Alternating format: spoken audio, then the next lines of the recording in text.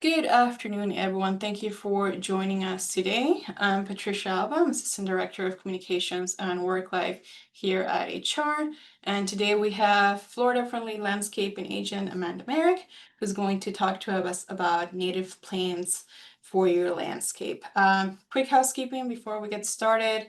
This webinar is being recorded, so you'll be able to watch it on our YouTube channel. And I'll drop the link of that in the chat if you want to reference it later on. Please make sure that your microphones are muted so we avoid any interruptions. Um, and please hold your questions until the end. I'll keep an eye on the chat as your questions come through, and I'll curate them and we can address them once Amanda is done with the presentation. Okay, with that said, Amanda, the floor is yours. Perfect. Thank you, Patricia. And I also sent her a copy of this presentation, so don't feel like you have to mad scribe everything. We'll be sending this to you. But as she said, my name is Amanda Merrick. I'm here in the Marion County Extension Service in Ocala. So I don't think we had anyone from South Florida. There may have been a few. The plants I'm going to be covering today, because we are in that North Central Florida region, will be primarily focused on the 9A, 9B range. I won't get into the South Florida plants, but there are a few that are perfectly fine for statewide too. So let's go ahead and get started with native plants for your Florida landscape. So first of all, a little bit of some boring stuff. We have to go through the definitions first. So what exactly is a native plant? When we're saying it's native, that means that it was here in the state prior to European settlement. So before the Spanish came and settled in St. Augustine, those are the plants that were found here prior to them arriving. It can get a little bit more stickier. You know, we have botanists that will lose sleep at night, I'm sure, over contemplating, okay, well, what exactly is a native plant? And they're always doing research and looking into the genetics to learn about plants. For example, ecosystem levels. There are many plants in the state of Florida. Because we have lack of prescribed burns or wildfires, many of them may not be native to a specific ecosystem. For example, oak trees and a pine upland. Those oak trees should not be in those types of ecosystems, but due to climate change, human disturbance, that sort of thing, we've got plants always constantly moving. And even Native Americans moved plants. One that is one of my favorites, it's an edible called pawpaw. We actually know that Native Americans did propagate and farm and move pawpaw from different parts of the state. So it can get very tricky, but overall, I'm going to be focusing on plants that are listed as being native here in the state of Florida.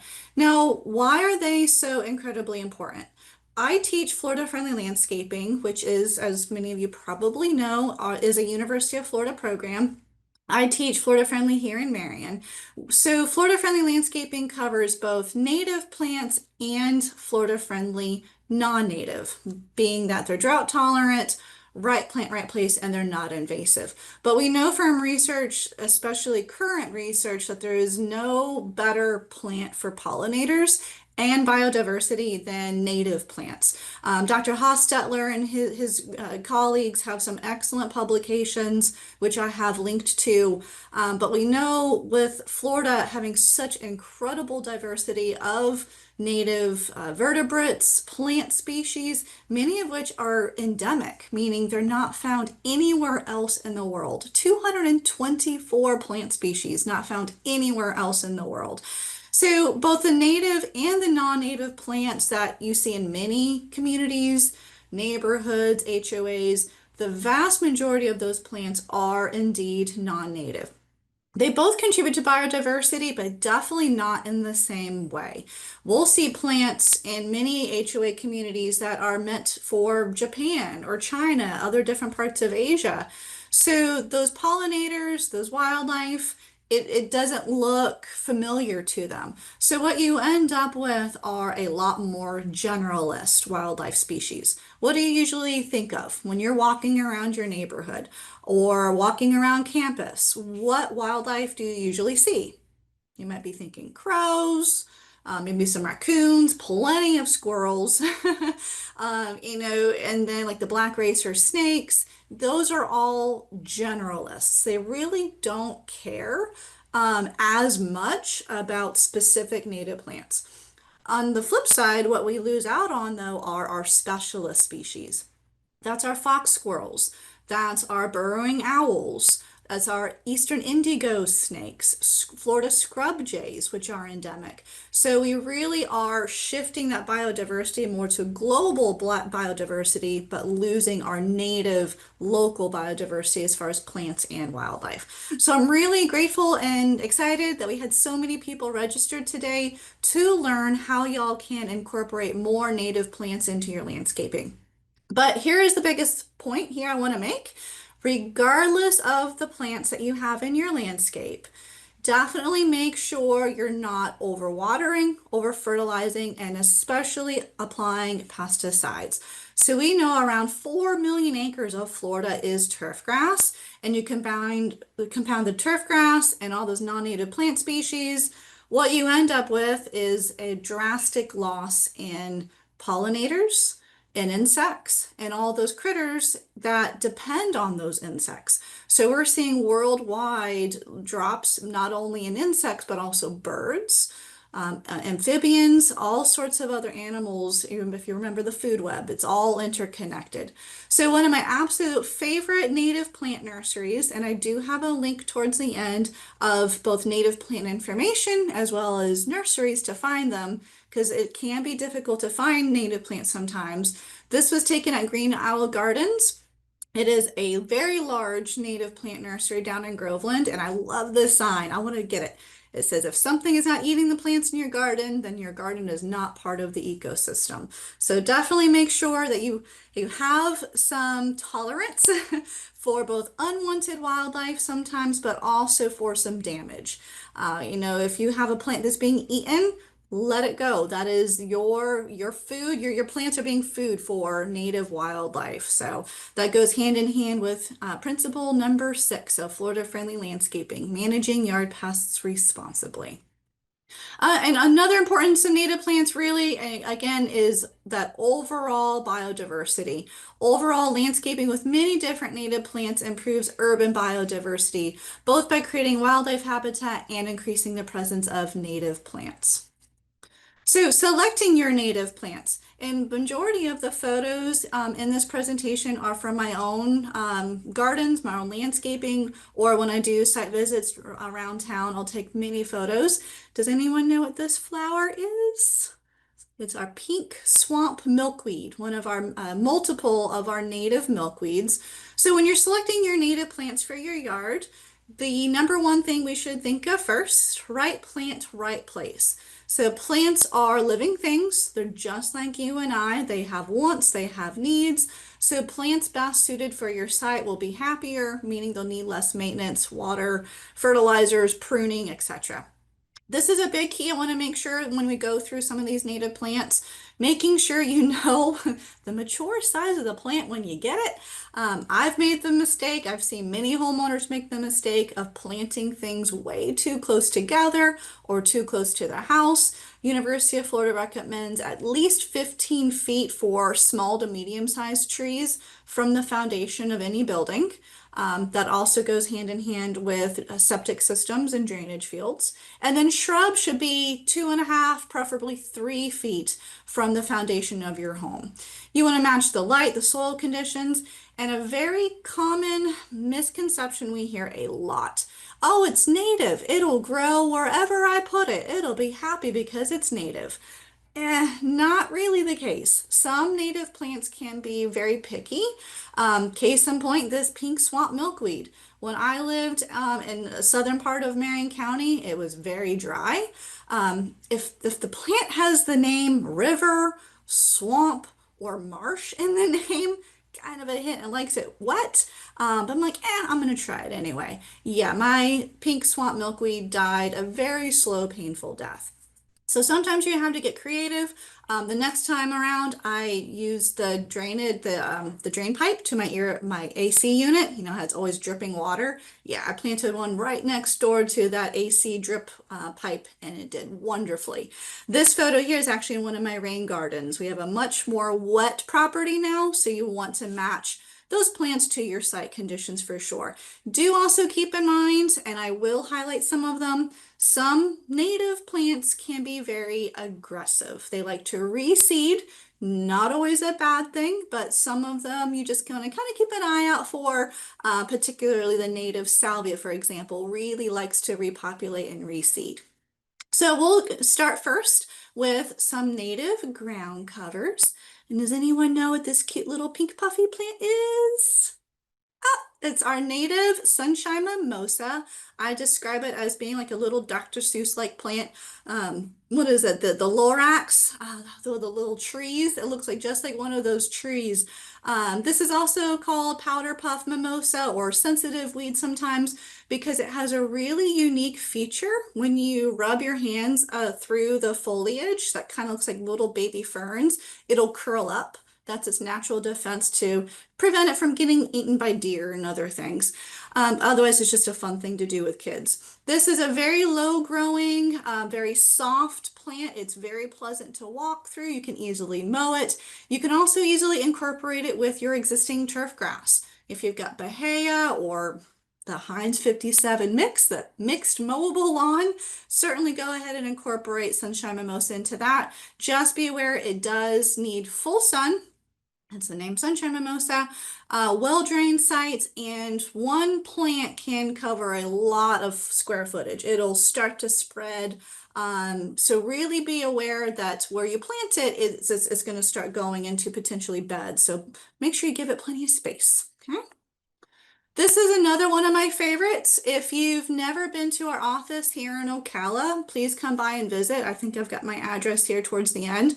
So, warning for this guy, this is one of my favorite plants. We only planted 3 in the front of our office, and now we have a couple hundred.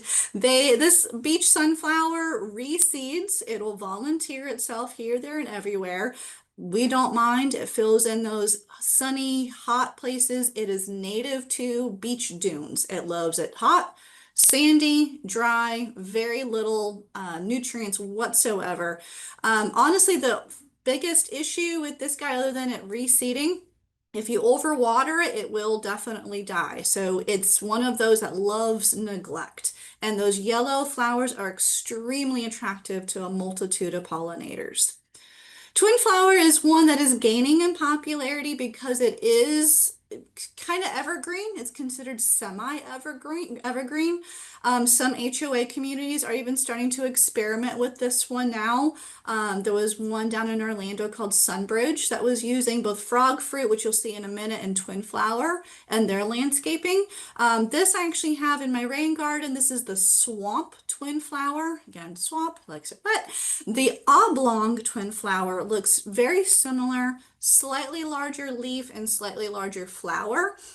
Can both be mowed very easily, but the oblong twin flower likes it more on the dry side. The great thing about this one, it is a host plant for the common buckeye butterflies, which I will say I have a ton of at our property. Little tiny little orange butterflies. Being a host plant, that does mean they'll lay eggs and the caterpillars will eat it. But when you get one twin flower, you'll get multiple and you won't even notice a few of them being munched away. Frog fruit, this is a super cute one. This photo I took, I got the bee in flight. Frog fruit is one that University of Florida is doing experimental trials with at the Citra Research Center just north of us and in other areas, looking to use it more in commercial sites, HOA communities, because it is evergreen. Beautiful little plant, mows very well. You can also incorporate it with your existing turf grass if you want. It goes by several different names. I really honestly don't know why it's called frog fruit, but it's also called turkey tangle fruit. I don't know. Matchstick weed actually makes sense because the little flower tip actually looks like a tiny little matchstick. Full to partial sun, moist to dry, average soils. Very small, tiny little flower, but it's also a host plant for a tiny little butterfly and moth as well.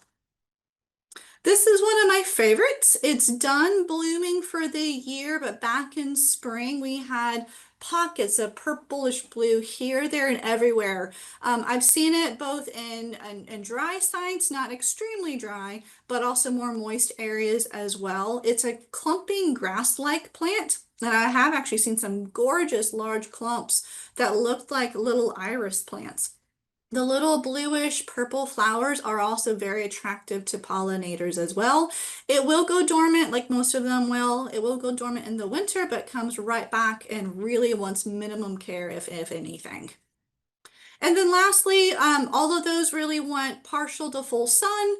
If you have more shade, I wanted to emphasize the use of ferns. Ferns are an excellent one for shade loving areas. I do want to caution and recommend you look for native ferns.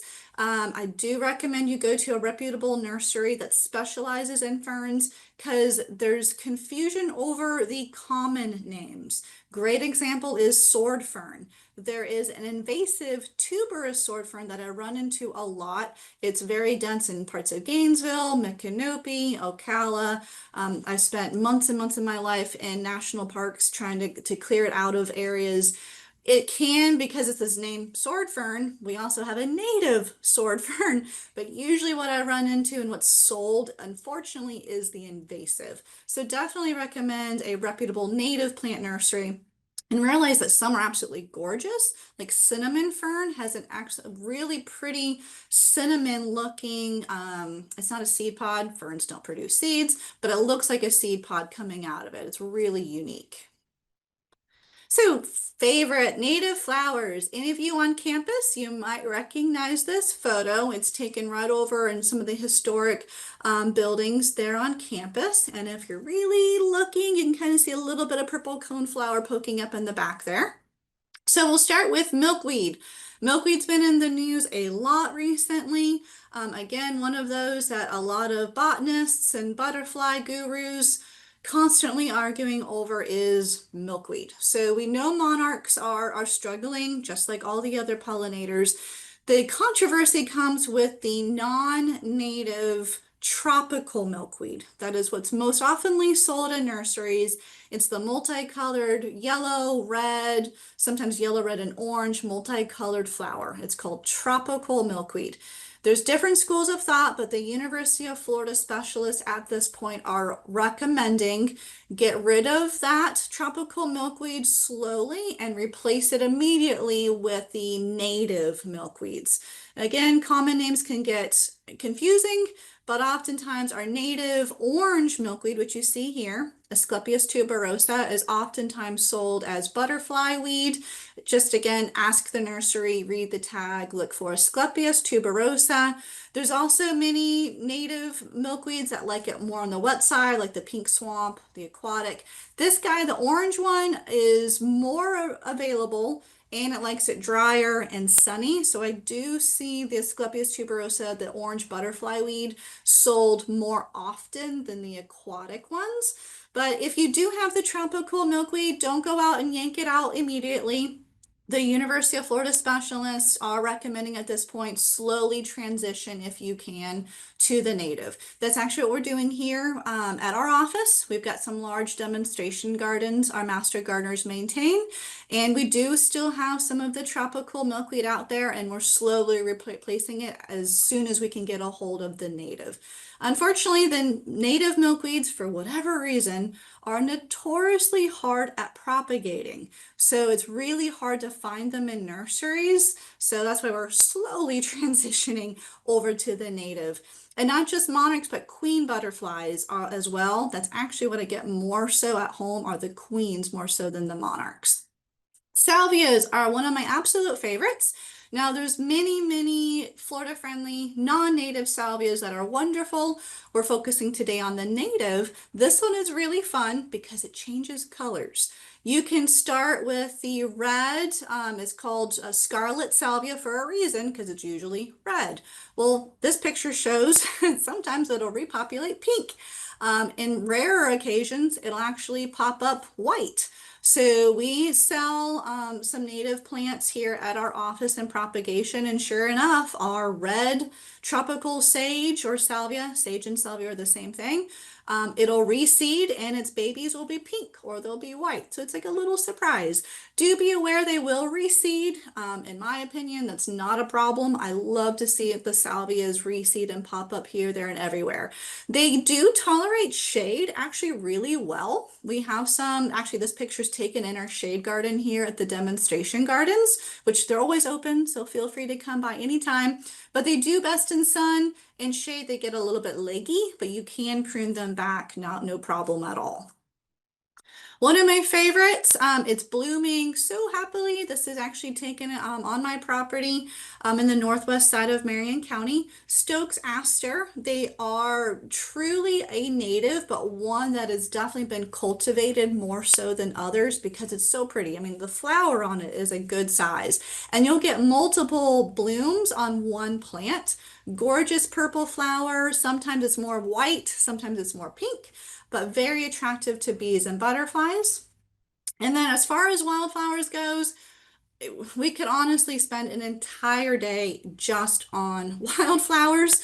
The state of Florida kind of cheated. We don't have one single state wildflower. We have a whole species called Coreopsis, and there's multiple different Coreopsis species. So there's endless varieties. At the end, I do have a resource for the Florida Native Plant Society, Florida Wildflower Cooperative, and some others to source native seed. That is going to be my recommendation is try to source from local nurseries and local seed sources. Grow Hub in Gainesville, they are a seed bank. They're an excellent resource, as is the Florida Wildflower Cooperative. They sell local Florida seed. Whereas if you go to a garden center or order them online, you're not entirely sure if what you're truly getting is the native or if it's truly meant for Florida. So you want the Florida wildflowers. These photos, the one on the far right, we already saw the rudbeckias, and there's multiple different black-eyed Susans. There's orange cutleaf coneflower, there's orange rudbeckia, there's several different ones. This one is a really unique flower and it blooms in the fall into winter. So trying to have things that bloom in different seasons. This is called Blazing Star Liatris. There's multiple different species. Some can get really tall and some see little guys, but beautiful purple spikelets, very attractive to butterflies.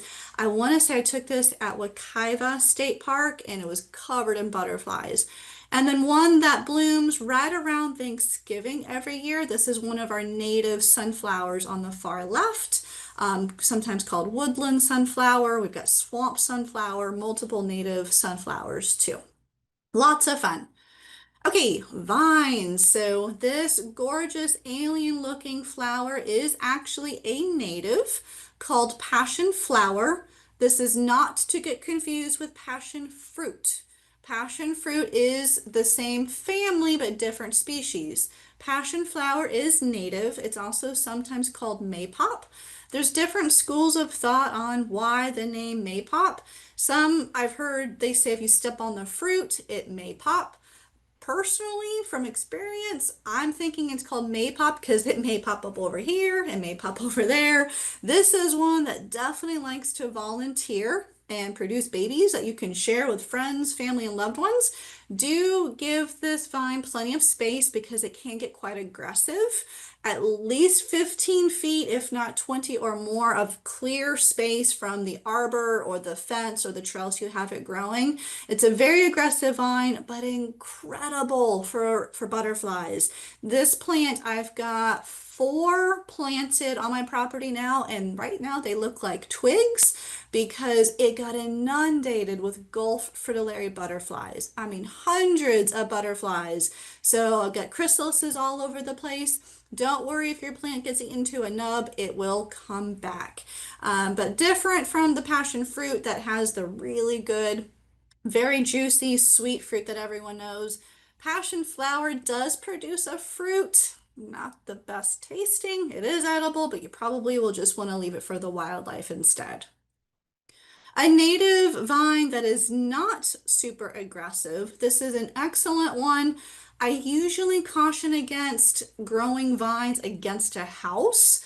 That can create some issues, both with cockroaches, using them as ladders, moisture, that sort of thing. This vine is one of the few that I am not so afraid of growing near or close to the house because it's not very aggressive at all. You kind of have to be like a cheerleader sometimes to get it going.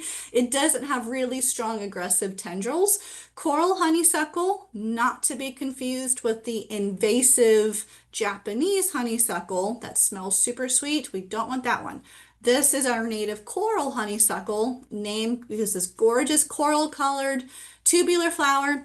Anytime you have a tubular bloom, you're going to attract butterflies, hummingbirds, and long-tongued bees. And those blooms will then, when they're pollinated, produce a berry called a drupe for birds and other wildlife later on in the year. This is an evergreen vine. I've seen it do great in shade or full sun. It's a wonderful one to include in most landscapes.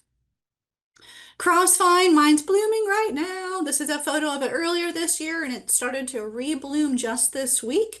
You may see it growing up in trees, particularly palm trees. This one can get aggressive. I won't say quite as aggressive as the passion flower, but do give it a good strong trellis or arbor or fence line. Very, very large, gorgeous reddish orangey yellow blooms on it, so definitely one to include. I will say it does not like super dry, so if you're on a sand hill or extremely dry, you may want to go for the coral honeysuckle instead. The crossvine does like it more on the moist side. All right, and then heading into shrubs, anyone know what this unique flower is? Okay, you may never have heard of this one. It's called anise or anise. I hear it pronounced both ways. This is a prehistoric plant. It's been around, I mean, with the woolly mammoths. It's one of those that is actually pollinated by flies and beetles compared to pollinators that we're used to, like bees and butterflies. The flower is absolutely stunning. I've seen this plant both in naturalized areas, usually along riverbanks. It does like it's shady, more on the wet side. If you're not that moist, you can go with the native Florida anise. That's also sometimes called, or the Florida anise is the red, okay? If you're not quite so dry or have a little bit more sun, go with the yellow or the Ocala anise.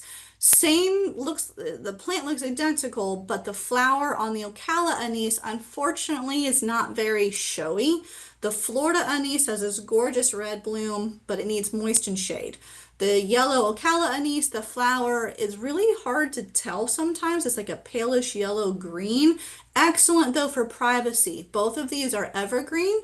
They can get quite large. I've seen some horse farms in the area use these, and they have a very fragrant scent to them. Coon tea is one of my favorites, another prehistoric plant. One of our only native cycads, which is like a sago. Many of you may know sagos. Don't really recommend those, but this is our native cycad that is definitely worth attention. Unfortunately, it has gotten so much attention. It is on the protected plant list. So you can't go out into the woods. You can't go out to Payne's Prairie and dig some up. That is against the law. Don't do it.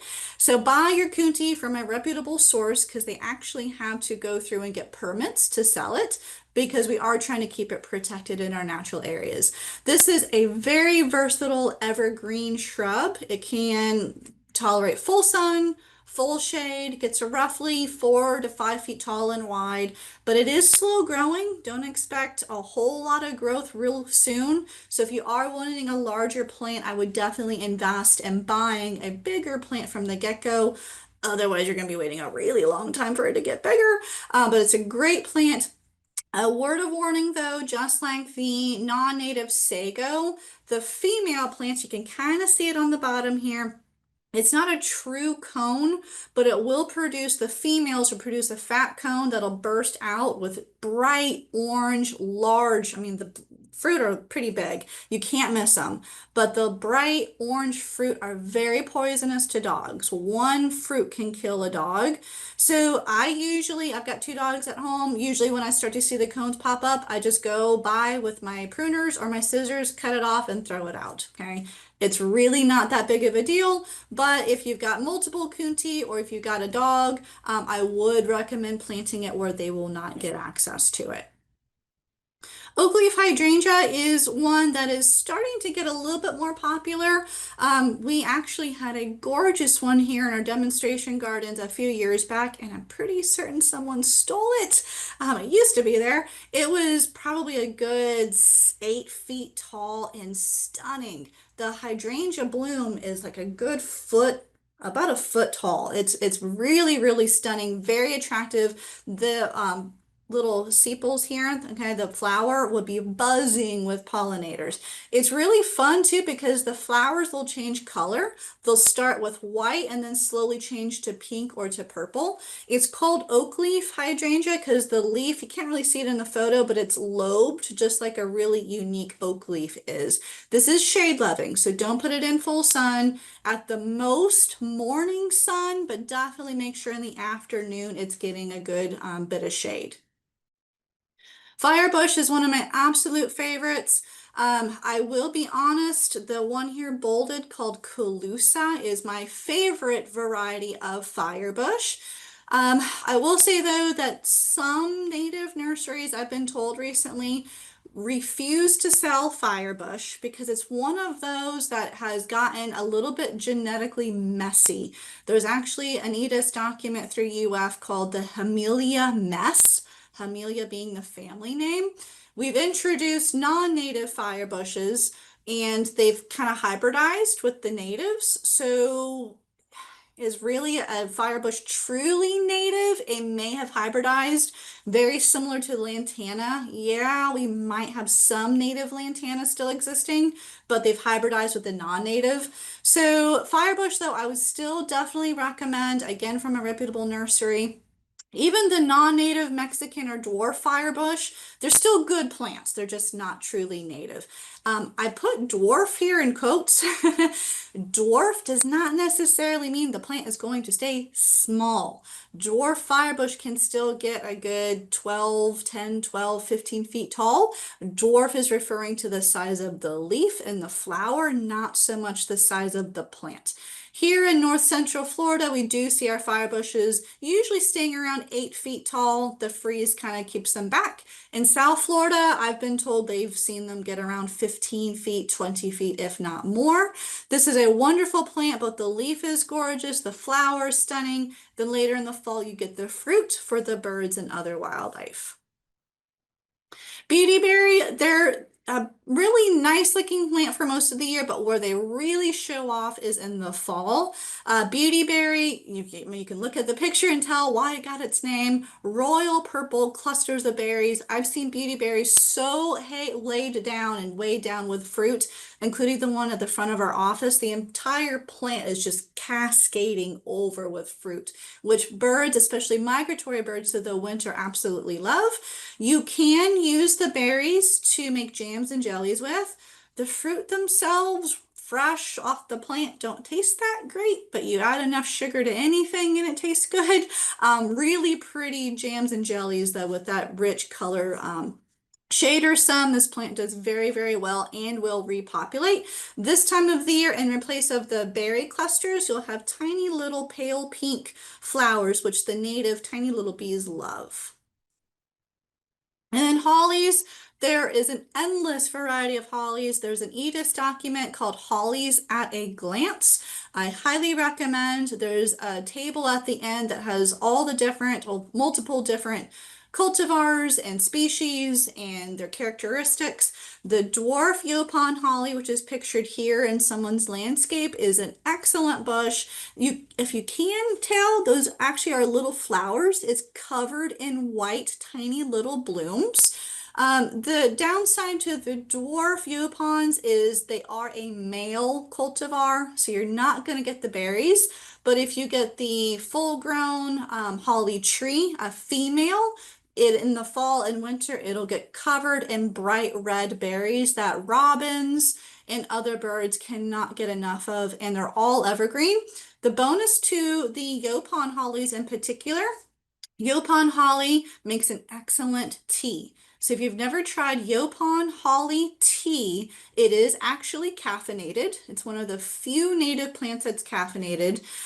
Native Americans have been using Yopon holly for millennia, and it's an excellent tea, very sweet, not nearly as astringent as a green or black tea that you might be used to. So certainly one to try, but multiple other holly species, not just the Yopons, to consider.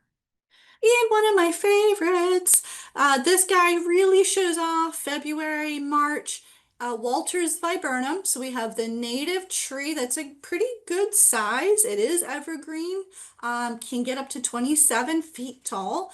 But the dwarf Walter's viburnum is most often used in landscapes. This is a cute little guy planted at a Publix parking lot and covered in flowers. Pollinators can't get enough of it.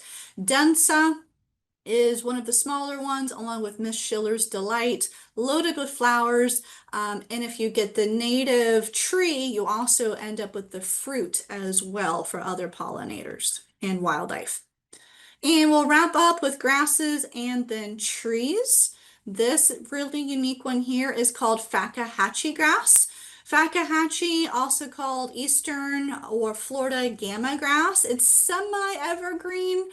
If we get a really hard winter like we did last year, it will turn brown and go to the ground. It can usually tolerate more moist sites, but will adapt to dry. If that's all you have, it'll be okay. It just might need a little bit extra water until it gets to establishment. But the seed head on it, as you saw in this photo here, is really unique, very attractive to wildlife. And a lot of folks will think about pollinator and native plants about just the flowers. But those pollinators, those birds, those other wildlife need cover as well, and that's where the grasses come in.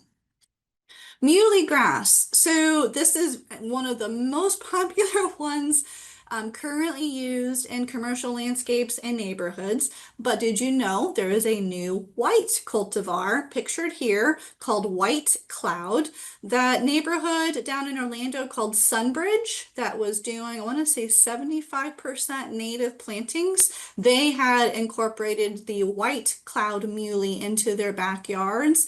And they're all blooming in mass, it was really stunningly gorgeous. So there's the purple muley grass that most people are aware of, but there is the new native cultivar called White Cloud too.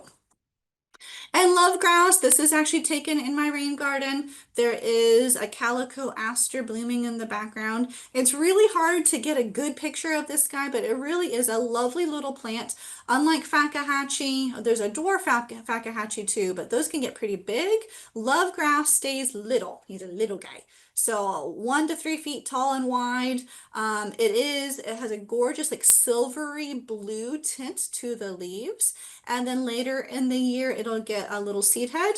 Its cousin, the purple love grass, very similar growth and conditions, but instead of a white little seed head, it'll have a purpley tint to the seed head. So both of those are very nice border grasses, for example, that you can use in your landscape.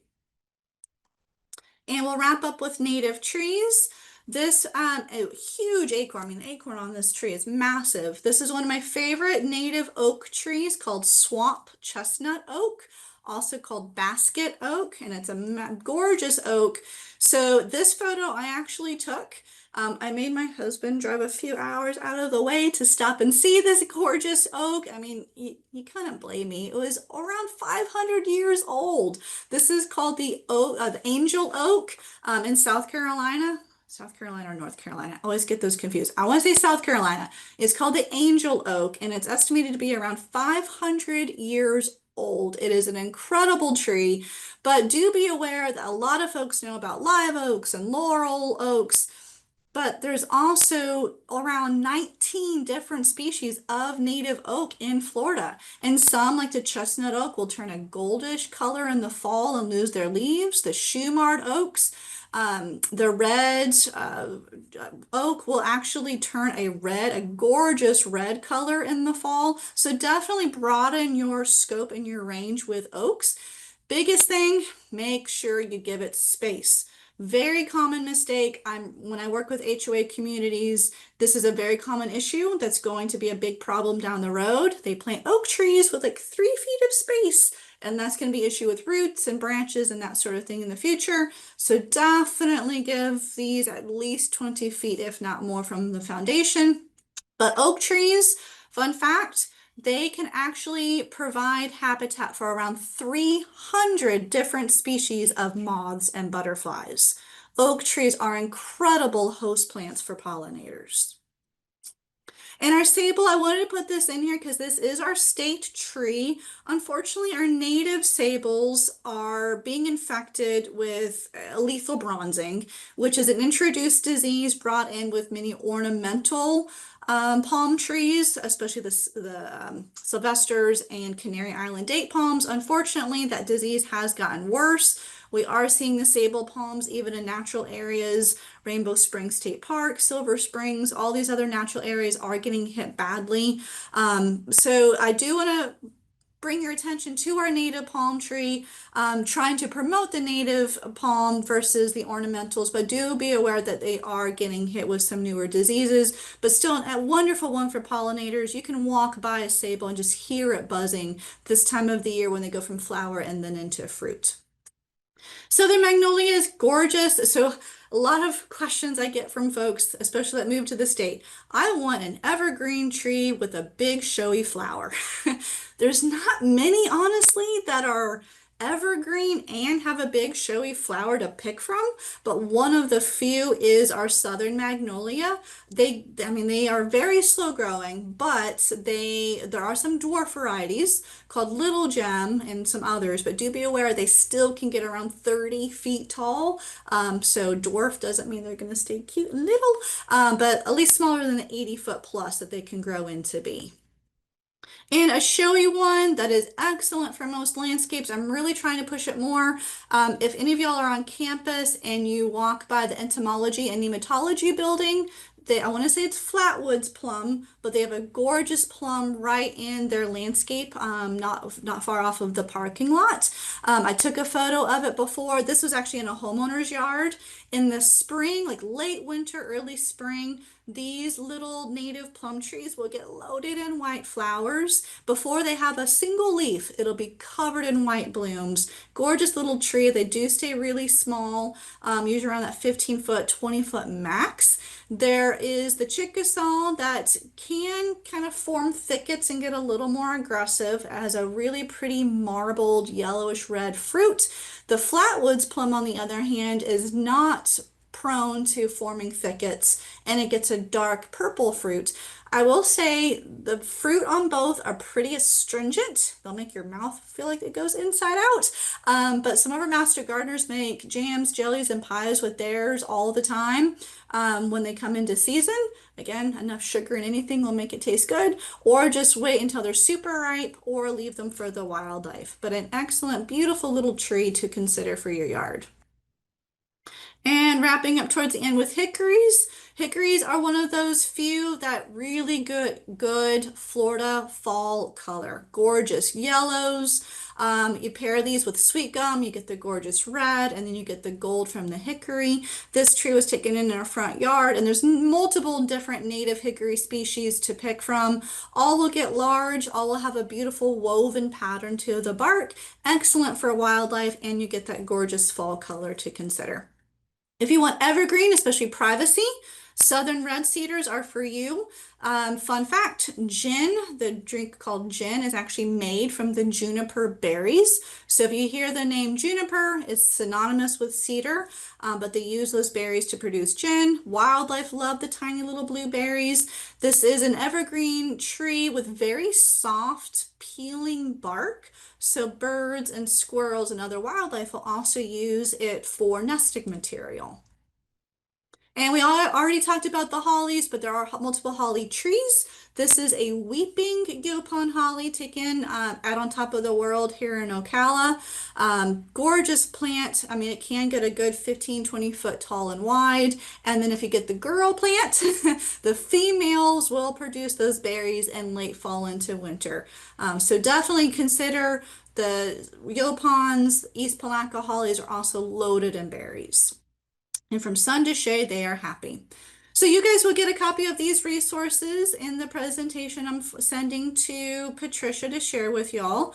This is our address. So if you are in the Ocala area and you want to come by and pay me a visit or come by and see our demonstration gardens, please do. You get a lot of ideas and inspirations for your own yard. If you are in Ocala or Marion County and you have questions about your landscaping, feel free to reach out to me. And other than that, I appreciate y'all and hope you have a good rest of your day. Hey, thank Any you so much, questions? Amanda. You're Yeah, welcome. got a couple of questions. Is the sunshine mimosa poisonous to cats? No, not to my knowledge, no. We always recommend you cross-reference with the ASPCA toxic plant list, but it is not one that I'm aware of. Okay, can you recommend a couple of native plants that would do well in a balcony container?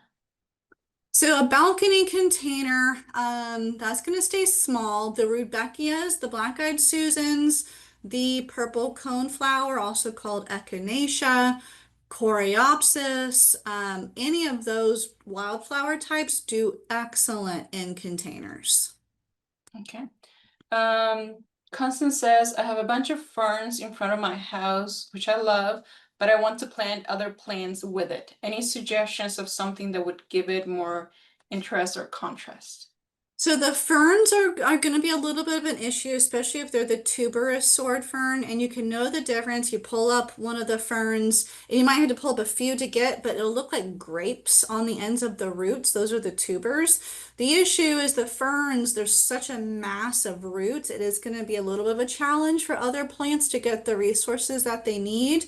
If you can kind of clear out an area free of fern before you replant, absolutely. I'm assuming it's a shady site, so like the oak leaf hydrangea, some of the hollies, the kunti. There's multiple other non-native shade plants too, but you're gonna have to clear out a space of the ferns first. Okay. Does sunshine mimosa die back in winter? Yes, it does. And any natives that do well on shaded areas? Yep, we covered that.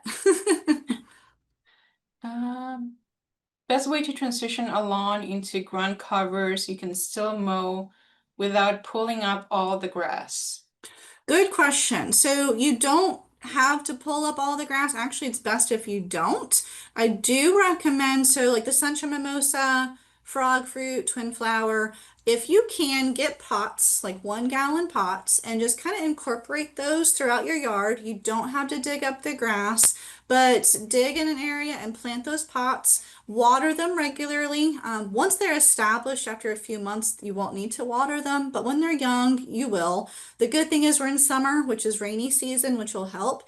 Eventually, the mimosa, the twin flower, or if you, I wouldn't do the beach sunflower, but the mimosa, twin flower, frog fruit, they've got runners that'll incorporate themselves into the grass and give them a little while and you can mow them and they will do just fine. So there's no reason to get rid of the grass entirely. You can intermix them. Any more questions? Or anything else you would like to add before we sign off? Actually, There I do was- see a question. Perennial peanut. No, it's not native. It is considered Florida friendly. It is sterile, so that means it doesn't produce viable seed, which also it's illegal to order perennial peanut seed or plants from other countries. So when you get it here, it's sterile. So it is a Florida friendly, non-native. But a gorgeous ground cover. I know on campus they have it growing alongside the roads and medians, and we have a beautiful patch here at our office too.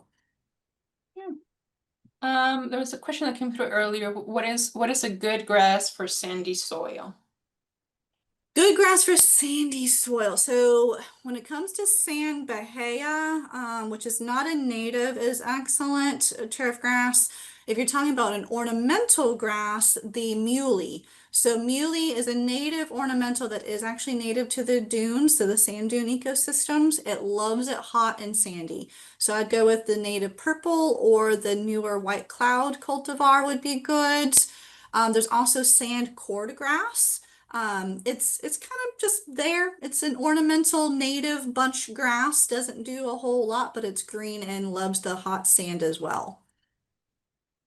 Okay, Constance says, what are those what are those lavender flowers that look like a trumpet flower that pop up after rain?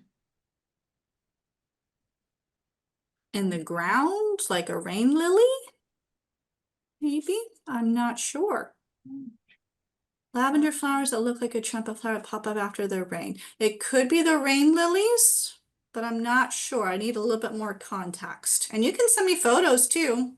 Send pictures to that. Yeah, it's probably rain lilies, what I'm thinking. But yeah, you can send a photo either to myself or to your local county extension office. If you're not aware, there is a University of Florida extension service in every county of the state. So feel free to either send me pictures or to your local office and we'll try to identify that for you. But it might be a rain lily or the native Carolina petunias too. That's another good option. Great. Thank you guys. Enjoy the rest of your day.